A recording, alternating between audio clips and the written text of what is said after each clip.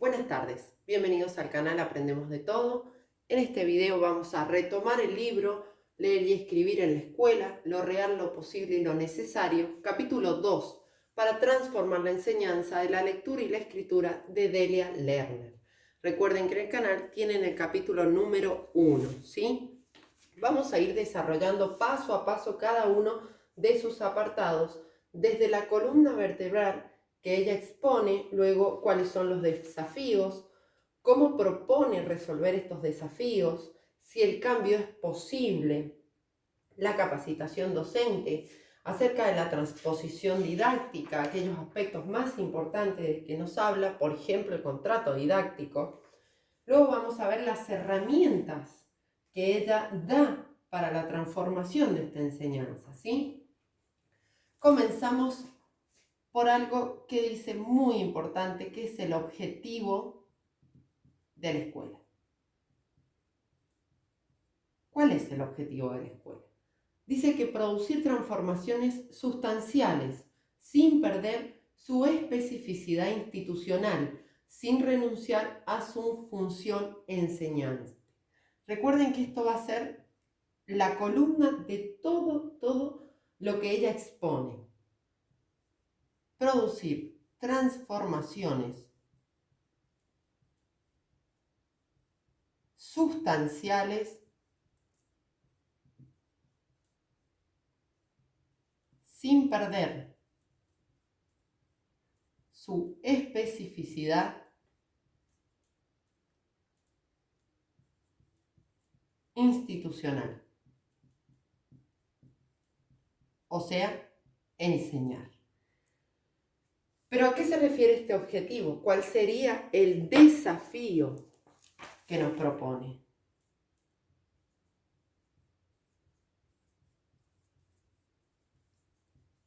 Dice lo siguiente: formar participantes de la lectura y la escritura, no sujetos que puedan descifrar el sistema de escritura. O sea, formar lectores y escritores activos, ¿sí? No sujetos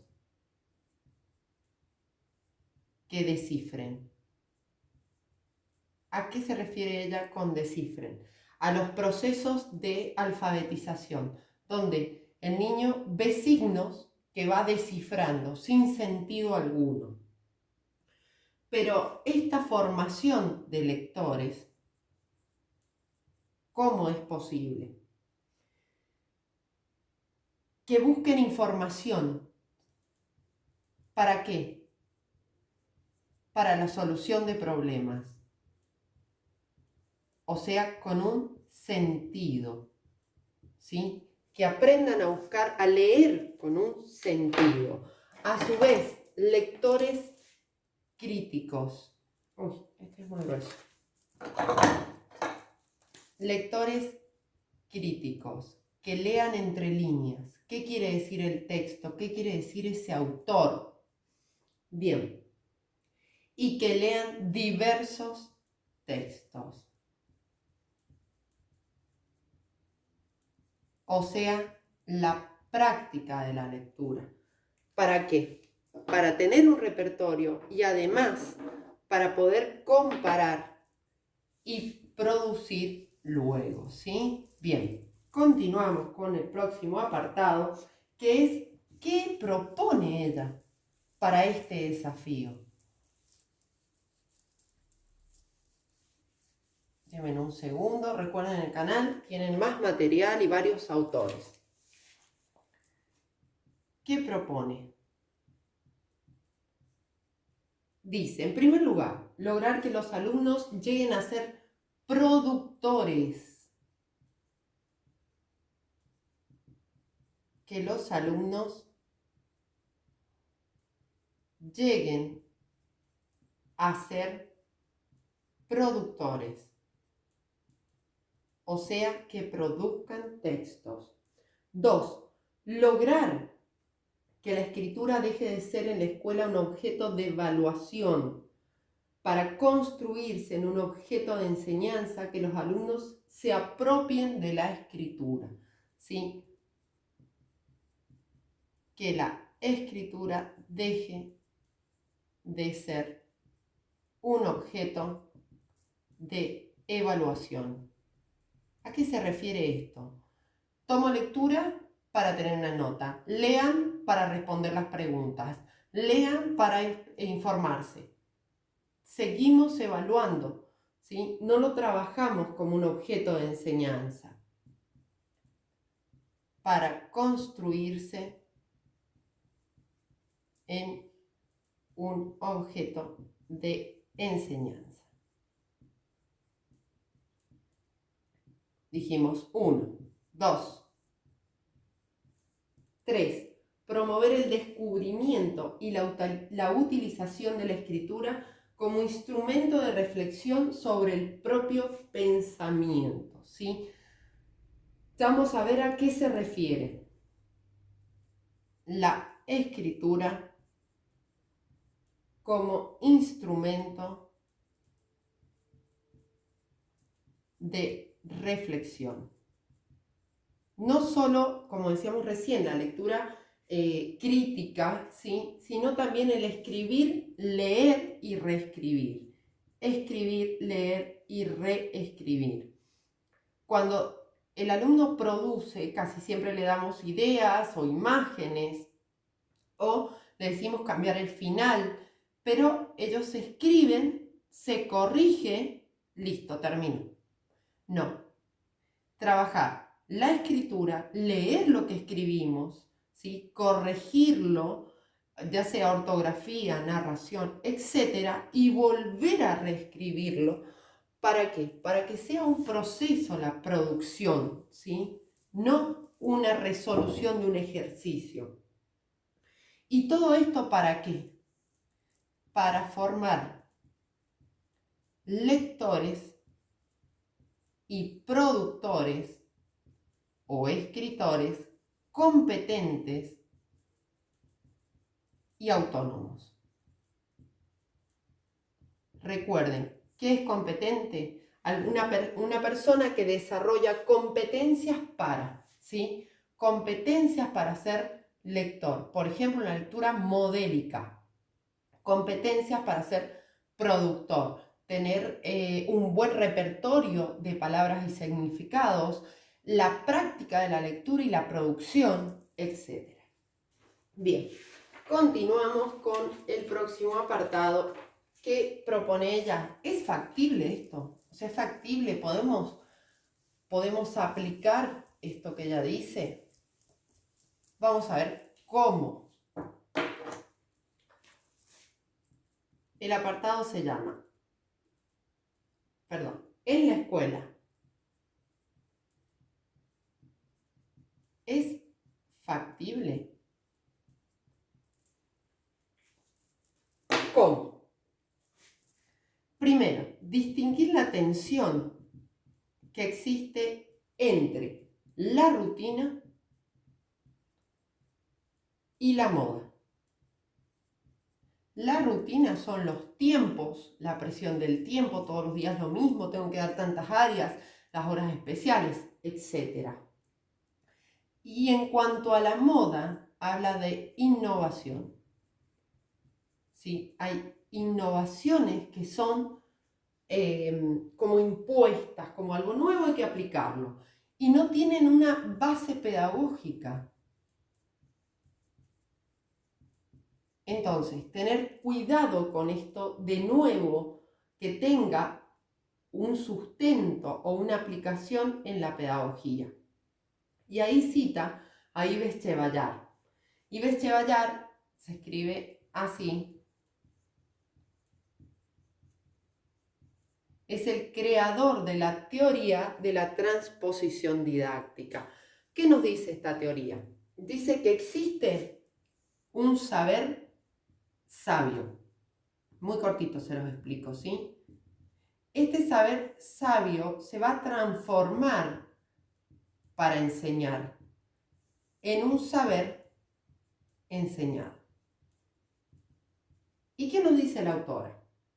Ojo, porque estas innovaciones Si es un innovacionismo, como algo nuevo que reemplaza lo antiguo, no está bien.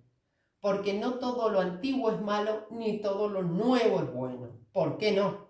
Porque si bien cada sujeto es diferente, todas las personas somos diferentes, tenemos diferentes formas de aprender. Por eso es que una teoría no es suficiente para enseñar nada. El docente debe tener varias teorías en su campo de conocimiento y varias didácticas para poder enseñar, es decir, metodologías, métodos, etc. Bien, continuamos. Otro de los autores que ella cita en este apartado, si es factible, es Guy Brousseau, que les recuerdo que es el padre de la didáctica de la matemática, uno de los padres. Y ella, ¿qué dice sobre el autor? Dice, hay dos formas de innovación. La primera forma es la solución a problemas. O sea, yo observo un problema y lo trato de solucionar innovando, ¿sí? Aplicando otras cosas que afectan al núcleo de la práctica educativa en sí. Y por otro lado, tenemos la moda. Como les decía, esto es nuevo, lo aplico. Hace unos años, cuando, les doy un ejemplo, salió el tema de la tecnología, ¿sí? Había que aplicar la tecnología en todas las áreas. Perfecto. Muchas veces eso no tenía un contenido pedagógico de respaldo, ni una metodología didáctica que hiciera que el alumno aprendiera en la utilización de esa tecnología. Bien, ¿y qué propone? ¿Qué propone para lograr esto? Dice, cuestionar la práctica educativa. ¿Qué enseñamos? ¿Cómo? ¿Cuándo lo enseñamos? ¿Por qué lo enseñamos? ¿Sí? Revisar la función alfabetizadora. La función alfabetizadora. Recuerden que muchos métodos de alfabetización son sistemáticos y son mecánicos. No tienen construcción y no tienen sentido, ¿sí? En eso hay una autora nueva que es Emilia Ferreira, bueno, nueva, de unos años, Emilia Ferreiro y Ana Teberovsky, que ellas desarrollan la teoría del aprendizaje de la lectura y la escritura en cuanto a la construcción de un aprendizaje, ¿sí? Bien, y bueno, sigamos, proponen la función social, o sea, ¿para qué el niño aprende a leer y a escribir? En su vida, en lo social, ¿qué función tiene esto? Y el cambio de concepción de la lectura y escritura. Es decir, ¿solamente enseñamos para leer y escribir o enseñamos para que el niño, primero, lea con gusto, segundo, para que lea con sentido? ¿Sí? Voy a leer para estudiar, voy a leer para aprender, voy a leer para resolver un problema, voy a escribir para producir un texto, ¿sí? Para cambiar algo. Bien, el próximo apartado es la capacitación docente. Disculpen que se hace tan extenso, pero lo desarrollo paso a paso, ir explicándolo me lleva tiempo, porque a veces me dicen, ay, es muy largo. Sí, disculpen. Bien, la capacitación.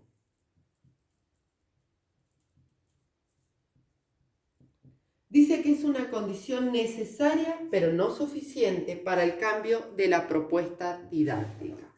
Es decir, no solo la capacitación docente nos sirve si solamente nos capacitamos, sino que también debemos con esa capacitación valorizar la práctica docente. O sea, debemos capacitarnos para poder innovar, ¿sí? Para poder aplicar nuevas formas de enseñanza a nuevas generaciones de alumnos con otras necesidades y demandas. Que también el docente haga aportes científicos. Es decir, se involucre en la investigación educativa. Y después cita a, nuevamente, Yves Chevallar, donde dice reflexionar sobre la construcción didáctica, ¿sí? Ya les explico por qué. La construcción didáctica. Es decir, transformar el objeto de enseñanza, la lectura y la escritura, con un sentido. Dice que más allá de esto no podemos modelar el sistema de enseñanza para que deje de cumplir una función implícitamente reproductivista de la institución y cumpla una función explícita de democratizar el conocimiento. Ahí cita algunas ideas de Bourdieu. Bourdieu habla de la reproducción social. Bourdieu, sí, ahí está. Y Pasteures. ¿Por qué reproducción social? Porque dice que ninguna enseñanza es ideológicamente nula o objetiva. Siempre enseñamos con una ideología. Por ejemplo, mi forma de enseñar es constructivista y cognitivista. Un alumno activo, un docente facilitador, etc. Dice que rompamos esa cadena de reproducción social para enseñar en forma democrática y que a su vez el sujeto piense en forma democrática, criticando, reflexionando, cuestionando y produciendo. Bien, vamos a ver el próximo apartado que dice lo siguiente. Dice, acerca de la transposición didáctica, la lectura y la escritura como objeto de enseñanza. Acerca de la transposición didáctica. Bien, les dejo ahí el apartado. Dice, ¿qué aspectos debemos tener en cuenta?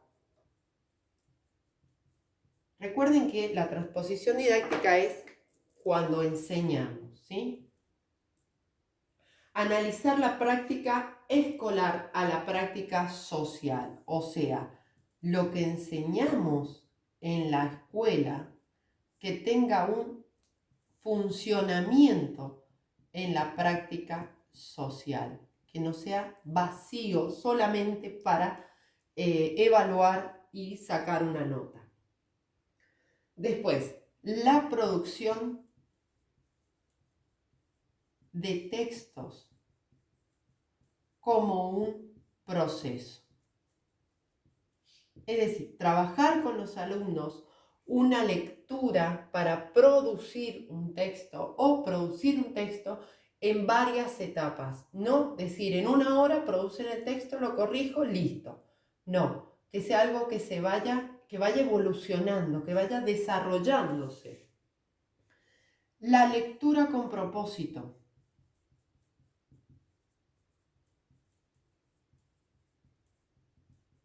También que sepan los niños seleccionar lo que quieren leer, ¿no? Y después, tener en cuenta los modificadores del conocimiento. ¿Qué influye cuando enseñamos este conocimiento?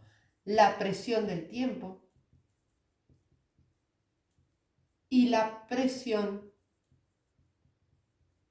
del contenido. ¿Por qué? Siempre les digo a mis alumnas, a veces la cantidad no es buena, es mejor la calidad. ¿Sí? Podemos trabajar una lectura en varias clases, pero si es un trabajo donde se trabaja la lectura dialógica, la lectura modélica, la comprensión por etapas, el análisis del texto, es más constructivo para el alumno y se apropia más significativamente que darle 5 textos en 5 o 6 días. Bien. Continuamos. El aprendizaje de la lectura mecánica y luego comprensiva. ¿Sí? El aprendizaje de la lectura, ya lo explico, mecánica y luego comprensiva. ¿A qué se refiere con esto? Recuerden que los sistemas de alfabetización son sistemáticos y mecánicos. Bien, hay una autora que creo que se las pronuncié recién, Emilia Ferreiro. Ella crea esta forma de alfabetización constructiva y significativa. ¿Por qué? Porque primero le enseñamos al niño a decodificar y luego a comprender. ¿Bien? Cuando en realidad deben ser 2 procesos que deben ir unidos. La lectura, escritura y comprensión de lo que el niño está escribiendo, porque si no solo ve signos, ¿sí? No tiene sentido. Bien. El objetivo de la enseñanza es que el alumno pueda hacer funcionar el conocimiento. Y acá me voy a entender. Funcionar el conocimiento. ¿A qué se refiere funcionar? A poder accionar, aplicar. ¿Dónde? En su vida. ¿Para qué enseño? Enseño para la vida. La escuela es una institución que prepara para la vida, ¿sí? Lo prepara al alumno en conocimiento, en forma integral para la vida. No olvidar eso, de que el objeto de enseñanza de la escritura y la lectura es para que ellos puedan aplicarlo. Bien, tener en cuenta el control de la transposición didáctica, o sea, cómo enseñamos. Y ahí dice que tiene que trabajar en esta práctica educativa la comunidad científica, establecer acuerdos en la escuela de contenidos y de formas de trabajo.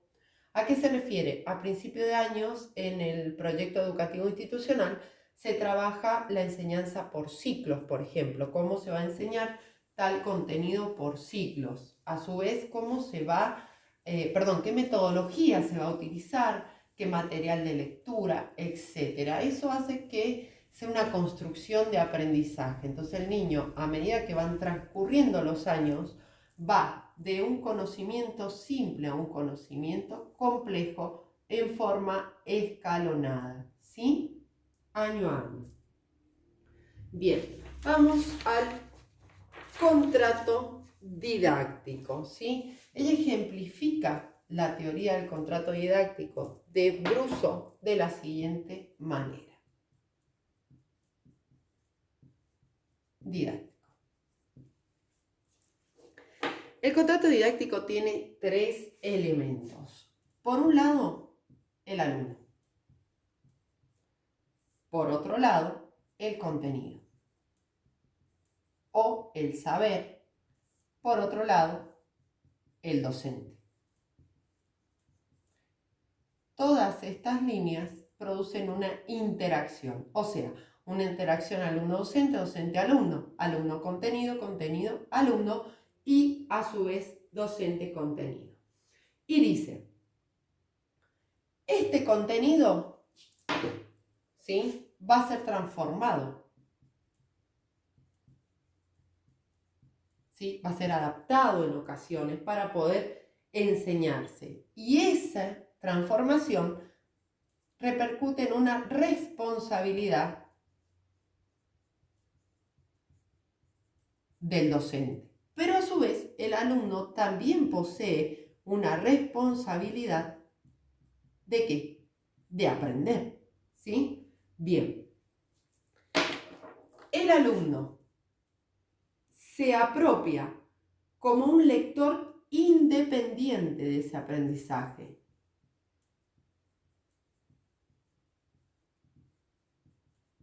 Buscador de información.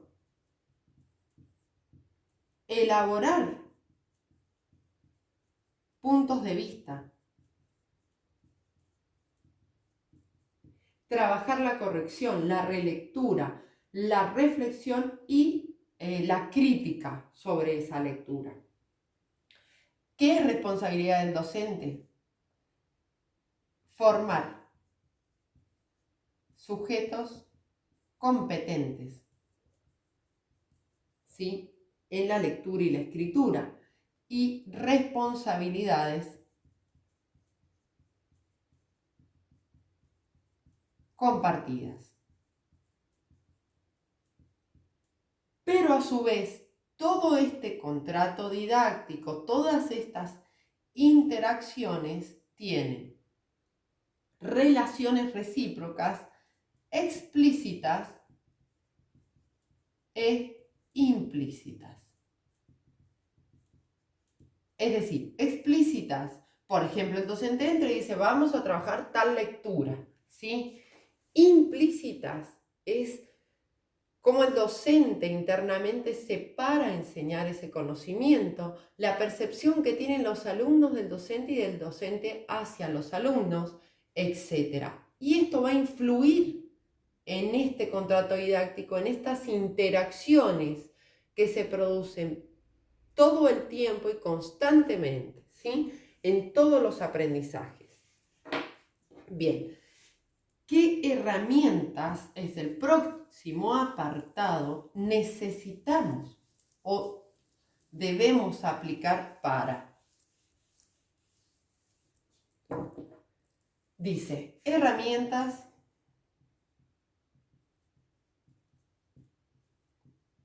para transformar la enseñanza. Aquí para abajo. La enseñanza. Dice, 1. Establecer objetivos por ciclo. Establecer, que era lo que les decía recién, objetivos por ciclo. Y me decís, bueno, pero estás repitiendo. No, porque ella habla de la lectura y escritura como un objeto de enseñanza, basado en eso, establecer objetivos, ¿sí? No algo para. Tener en cuenta la fragmentación de contenidos y el abordaje, o sea, la forma en que vamos a enseñar. 2. Acordar los objetivos específicos.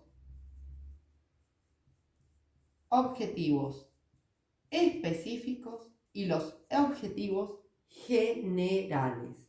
Y de estos objetivos específicos, el sentido, que tengan sentido, que sean coherentes con estos objetivos generales, las formas, que para nosotros serían los métodos, y la evaluación.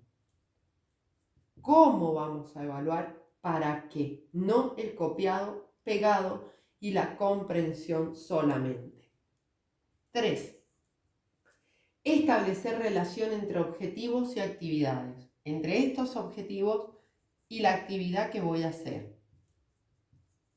Entre objetivos y actividades. Vamos a ponerlo bien porque objetivos.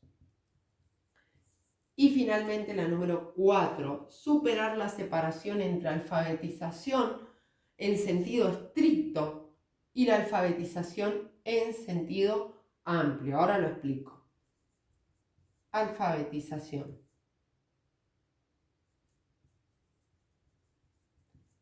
En sentido estricto y la alfabetización en sentido amplio. Es decir,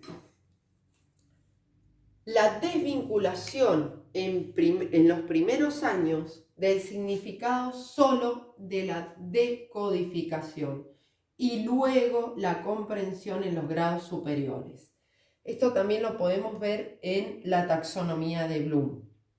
Cuando vemos de las competencias simples hacia las complejas. Es decir, el niño en el primer ciclo, primero, segundo y tercer grado, solo decodifica letras, decodifica, no produce, no inventa, no crea. Entonces, esa es la alfabetización estricta. Lee y decodifica, ¿sí? Y escribe. O sea, perdón, lee, decodifica y escribe. Y luego, en sentido amplio, es lo que es la comprensión, análisis de un texto. Muchas veces con los chiquititos no se trabaja eso. Bien, la lectura es un acto siempre para la construcción de significados, dice. O sea, siempre leemos para construir un significado. Después cita la lectura, las teorías del aprendizaje de la lectoescritura, y ahí habla de Piaget en la psicogenética y la construcción del aprendizaje, y de Vygotsky en el trabajo con otros, ¿sí? Aprender en interacción con otros. O sea, ella entabla que todo esto se respalda, que ella expone en este capítulo, en estas dos teorías, lo cual personalmente estoy de acuerdo, y que se debe transformar. ¿Qué debemos transformar? Dice que muchas veces lo nuevo preocupa y lo viejo tranquiliza. O sea, cómo trabajar lo nuevo, ¿sí? Tranquilizando de que es algo que va a dar fruto y no que siempre lo viejo es lo mejor. El desarrollo de la investigación en el área de la lectura y la escritura dice que no debe detenerse, ya que las generaciones, los alumnos, demandan y necesitan otros aprendizajes. Replantear las bases de la formación docente, cómo formamos un docente capaz de enseñar la lectura y la escritura. Muchas veces se enseña mucha teoría, y la práctica de esa teoría es muy mínima, ¿sí? Ya hablamos de secuencia, planificaciones y la práctica educativa en sí, cómo lo aplico esto, ¿sí? Porque una secuencia está en un papel. Pero cuando voy a la práctica, voy al aula, ¿cómo trabajo con los chicos? Formar lectores y productores de textos, producción de conocimientos didácticos, reconocimiento de la función docente y condiciones laborales. Dice que eso mejoraría